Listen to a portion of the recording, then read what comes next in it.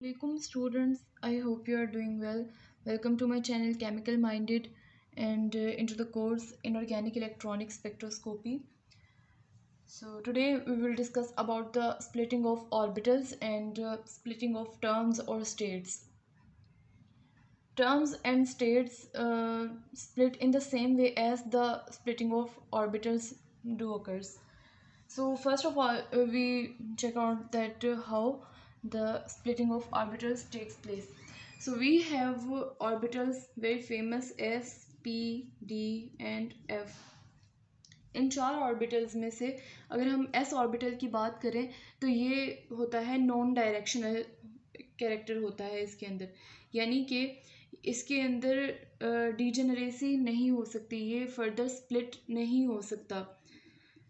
तो इसके अंदर स्प्लिटिंग नहीं हो सकती, तो ये डीजेनरेट ऑर्बिटल नहीं होता है, इसीलिए इसको बोला जाता है कि ये नॉन डीजेनरेट ऑर्बिटल है।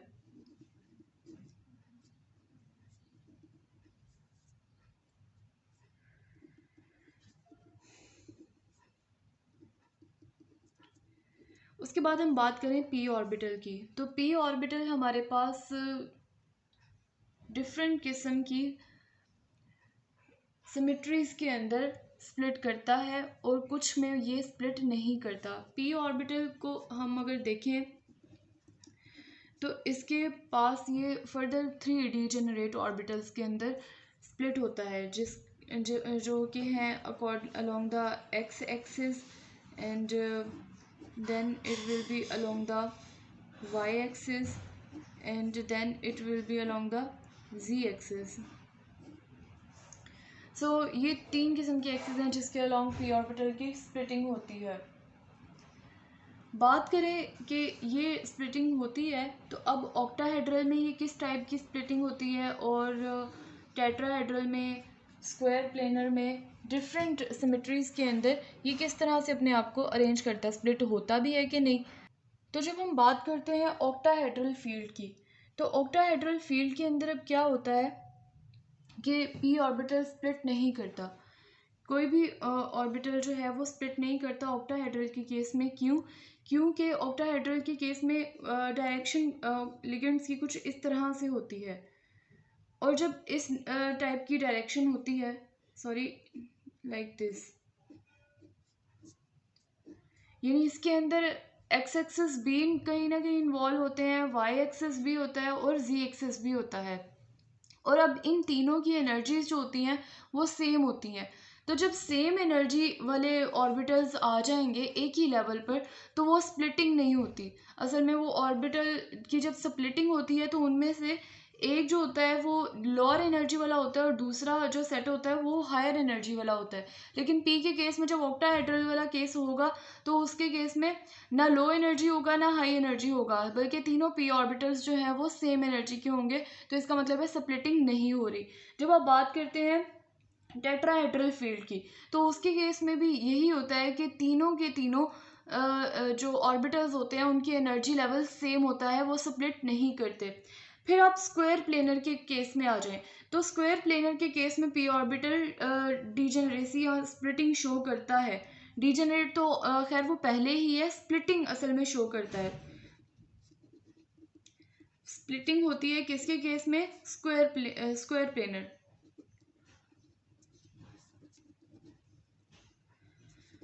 तो स्क्वायर प्लेनर के केस में अब स्प्लिटिंग किस तरह से इन्वॉल्व हो रही है? स्क्वायर प्लेनर के अंदर जो ये सेंट्रल मेटल एटम है अगर, तो लिगेंड अप्रोच करता है इन डायरेक्शंस में, जो कि एक्स और वाई की डायरेक्शंस है, जबकि जी की जो डायरेक्शन है वो तो ये अप्रोच ही नहीं कर रहा लिगेंड स्क्वायर प्लेनर के केस में। तो क्या होता है कि जो जी ऑर्बिटल होता है, पी जी ऑर्बिटल, उसकी एनर्जी डाउन चली जाती है क्योंकि वो इन्वॉल्व नहीं हो रहा बॉन्डिंग के अंदर, और जो बॉन्डिंग के अंदर इन्वॉल्व हो रहे हैं P Y, P X and P Y, ये हायर इन एनर्जी चले जाते हैं, क्योंकि जब लिगेंड अप्रोच करता है तो जिन ऑर्बिटल्स के साथ बॉन्डिंग हो रही होती है तो वो उन ऑर्बिटल्स की एनर्जी जो होती है वो हायर हो जाती है। तो इस तरह से पी एक्स और P Y along the axis और प्रेजेंट हैं और लिगेंड इनको अप्रोच कर रहा है, इस वजह से स्क्वायर प्लेनर के अंदर स्प्लिटिंग होती है। p के केस में, p ऑर्बिटल के केस में, और p z लोअर एनर्जी और p x y higher energy. So this was all about the p orbital. अगर हम p ऑर्बिटल की स्प्लिटिंग देखें, क्योंकि s ऑर्बिटल जो है वो तो स्प्लिट करता ही नहीं है, वो तो नॉन डिजेनरेट ऑर्बिटल उसको हमने कह दिया. p ऑर्बिटल की स्प्लिटिंग होती है, splitting of terms, it in the case of splitting of terms and states, जैसे ही p ऑर्बिटल के अंदर स्प्लिटिंग होती है, बिल्कुल वही तरीका है टर्म्स के केस में स्प्लिटिंग होने का. सेम केस है कि ऑक्टाहेड्रल, टेट्राहेड्रल और इनके केस में जो p टर्म है वो स्प्लिट नहीं करती. p टर्म स्प्लिट नहीं करती किसके केस में? ऑक्टाहेड्रल और टेट्राहेड्रल के केस में. टेट्राहेड्रल इन दोनों के केस में, जबकि p टर्म जो है वो स्प्लिट करती है, स्प्लिटिंग होती है किसके केस में?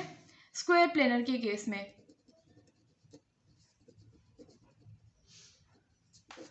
तो ये स्प्लिटिंग का कॉन्सेप्ट होता है. आपको क्वेश्चन किया जाता है कि आप बताएं कि p2 सिस्टम जो है वो ऑक्टाहेड्रल फील्ड के अंदर स्प्लिट हो रहा है.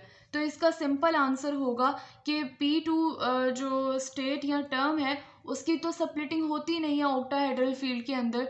तो आप उसको सिंपली रिफ्यूज़ कर सकते हैं कि no, there is no splitting of p2 term into the octahedral system. In the same case, अगर आपसे पूछा जाए small p1 system, p2 system और p3 सिस्टम, कोई भी सिस्टम हो वो ऑक्टाहेड्रल या टेट्राहेड्रल में आप उसकी स्प्लिटिंग शो करें, तो सिंपल उसका आंसर होगा नो, क्योंकि वो स्प्लिट करता ही नहीं है. इवन जब वो आपसे क्वेश्चन अराइज होता है वहाँ पर कि स्क्वायर प्लेनर फील्ड के अंदर आप स्प्लिटिंग शो करें, तो उस केस में स्प्लिटिंग आप शो करते हैं. और कैसे करते हैं? क्योंकि वहाँ पर जो लिगेंड है वो एक्स एक्सिस और वाई एक्सिस के अलोंग अप्रोच करता है और एनर्जी डिफरेंस वहाँ पे क्रिएट होता है, जिसकी वजह से स्प्लिटिंग पॉसिबल होती है. अगर p ऑर्बिटल के केस में यही केस है, तो जब हम p टर्म की बात करेंगे वो कोई भी हो सकती है. p टर्म p3 हो सकती है, p4 हो सकती है, क्वाड्रेट, p क्विंटेट हो सकती है, कोई भी हो. तो उसके अंदर ऑक्टाहेड्रल और टेट्राहेड्रल के अंदर वो स्प्लिटिंग शो नहीं करेंगे.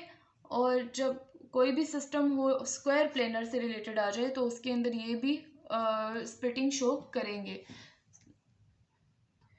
So consider an example here of p1 term जो कि स्क्वायर प्लेनर फील्ड में है, और आपको कहा जाता है कि आप इसकी डायग्राम ड्रॉ करें, टर्म डायग्राम ड्रॉ करें. तो टर्म डायग्राम इसकी कुछ इस तरह से बनेगी, जिसमें first of all P X, P Y and P Z term जो है ये एक सेम एनर्जी लेवल के ऊपर है.